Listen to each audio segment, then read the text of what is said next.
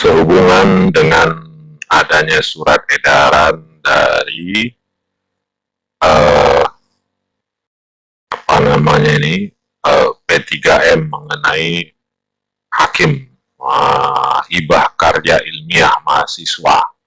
Jadi hakim itu semakin dekat.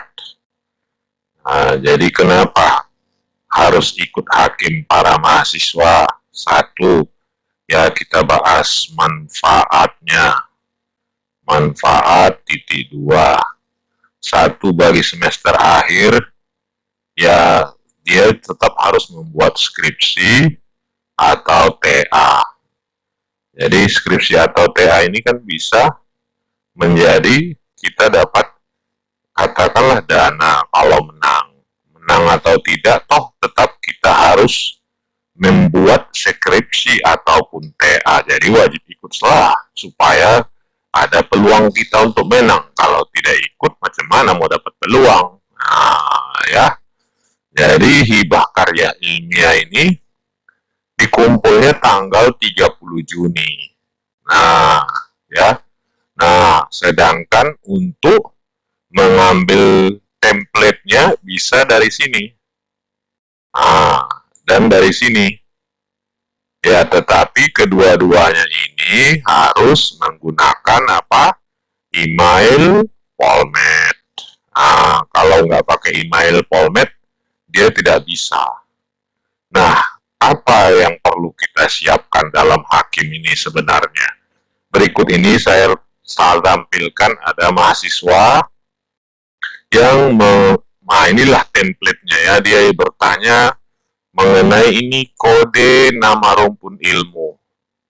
Kode ataupun nama rumpun ilmu ini nanti ada saya lampirkan ya, saya buat link di bawah video ini nanti. Ya, jadi kalian bisa ambil download sendiri, lihat ilmunya. Nah, ini dia kalau saya tampilkan kira-kira seperti ini. Mana dia tadi? Bukan ini. Ini. Inilah dia. Jadi umpamanya jurusan kalian ilmu matematika, berarti kodenya 121. Itulah yang kalian tulis di sini. Di sini kalian tulis 121 baru garis miring matematika, ya. Itulah kode ilmunya. Nanti saya bagi di bawah video. Ini contoh. Nah, ini pengusul, ketua ini harus mahasiswa.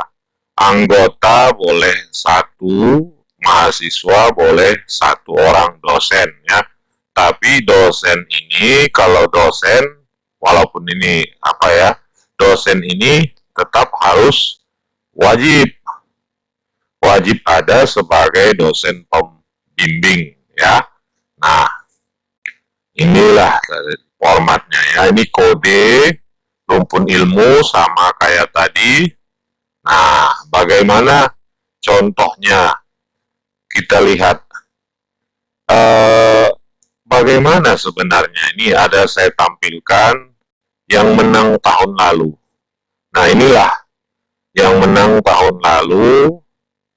Ya, mudah-mudahan bisa kalian tiru seperti ini. Jadi dana hakim itu kalau tahun lalu 3 juta. 3 juta rupiah ya. Nah, oke. Nah, kita lihat sekarang bagaimana kira-kira hakim yang bisa menang.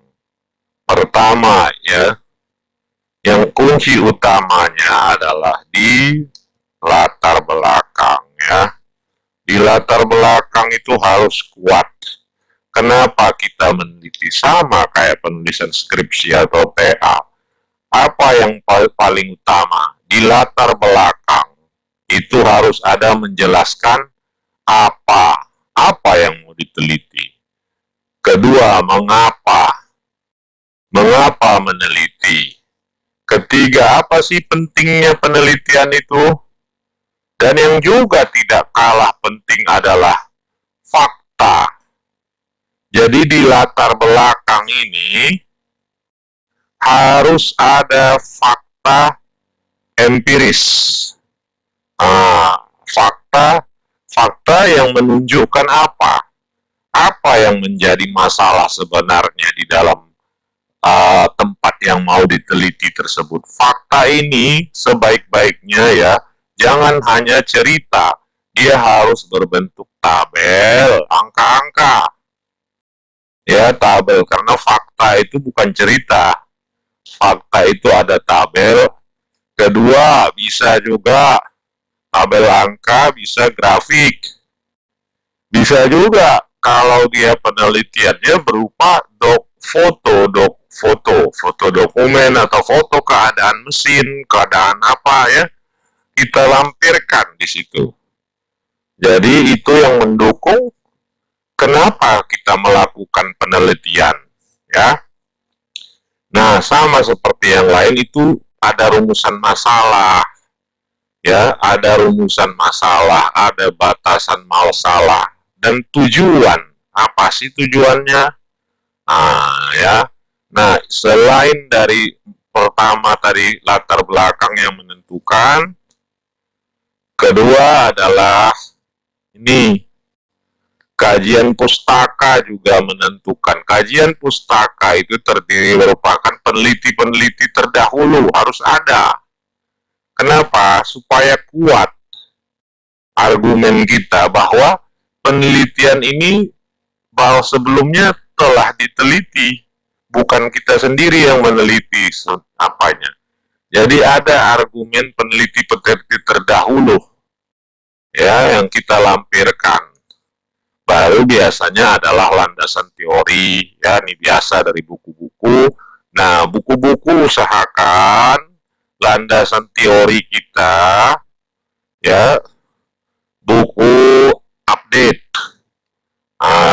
Umpamanya 5 tahun terakhir. Nah, ini yang dikutip, jangan buku-buku zaman dulu, ya.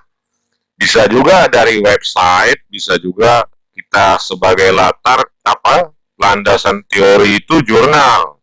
Jadi bagus sebenarnya jurnal karena dia update. Nah, yang ketiga juga metode menelitinya gimana?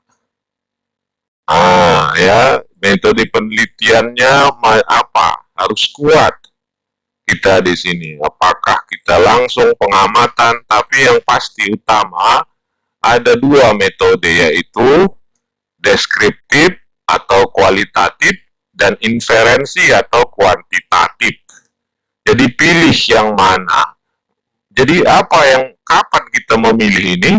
Memilih ini metode itu disesuaikan dengan permasalahan. Apa permasalahan? Apa tujuan yang ingin dicapai? Tujuan yang dicapai tentunya ingin menyelesaikan masalah.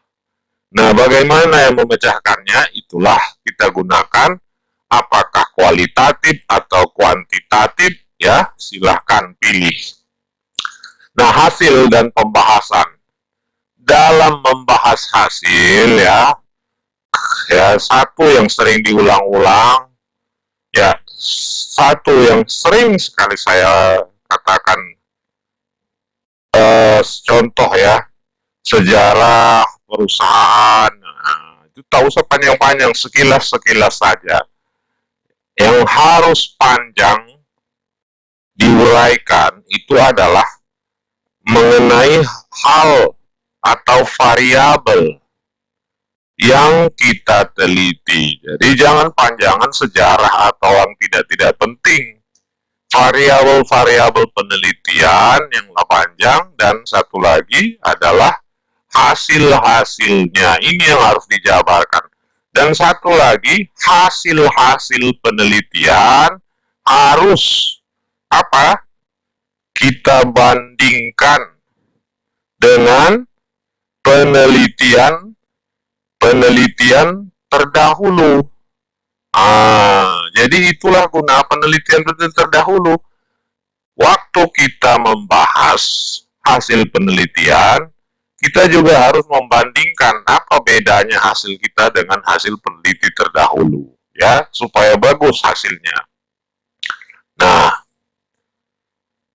dan satu lagi, nah, bagaimana kalau ternyata hasil kita berbeda sama sekali, berbeda total dengan hasil para peneliti terdahulu. Apakah kita yang salah atau tidak? Ya, kalau kita salah, kita periksa ternyata kita tidak salah. Jadi langkah yang harus kita lakukan adalah memperkuat teori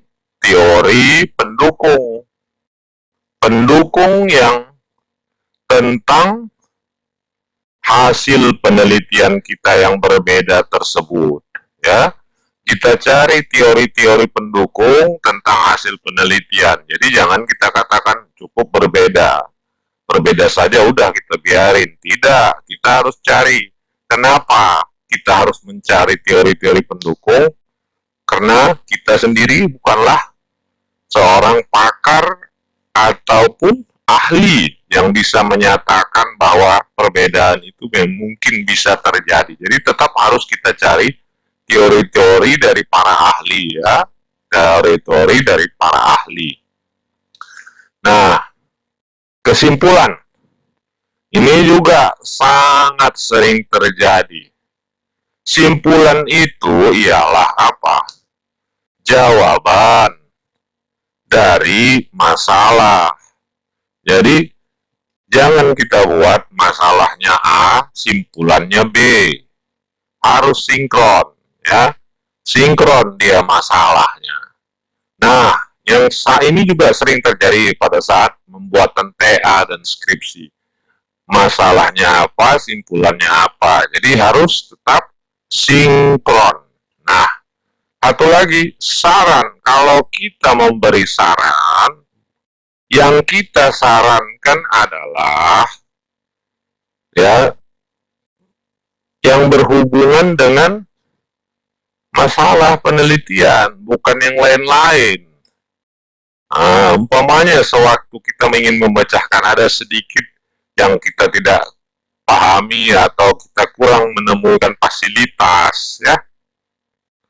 Jadi saran ditujukan, jadi saran kita. Nah, katanya di sini, jika TA disusun dari hasil PKL, maka yang berarti kalau saran kita ini, model saya ambil ini petunjuknya dari penulisan Polmed, ya. Ini buku panduan penulisan tugas akhir dan skripsi. Katanya ditujukan kepada institusi, perusahaan, dan pengguna. Berarti institusi ini Polmed, perusahaan tempat PKL, dan penggunanya juga, ya, bagi masyarakat umum atau apa, ya. Nah, itu saja barangkali dari saya, ya. Yang lain untuk metode penulisannya, kita lihat ini yang menang tahun lalu, kita coba lihat. Hampir sama saja. Jadi kalau tahun lalu itu ada pendahuluan, tinjauan pustaka, metode penelitian, ini proposalnya nih, ya. Biaya dan jadwal. Nah, yang sekarang kita lihat, ini kita kecilkan dulu supaya kelihatan. Ya, hampir sama, ya. Pendahuluan, tinjauan pustaka bab 2. Ya, bab 2-nya, bab 3 metode penelitian. Bab 4 biaya dan jadwal penelitian ini. Jadi tidak ada salahnya kita sambil menyelesaikan skripsi, kalau bisa cepat, ya, bab 1, 2, 3 saja dulu. Karena bab 1, 2, 3 inilah yang kita kirimkan kemari. Usulan. Kalau template bisa di-download di sini. Ya, ingat ini semua pakai email Polmed. Barangkali demikian saja dari saya. Mudah-mudahan video yang singkat ini bisa menambah pengetahuan dan bermanfaat bagi kita semua. Terima kasih.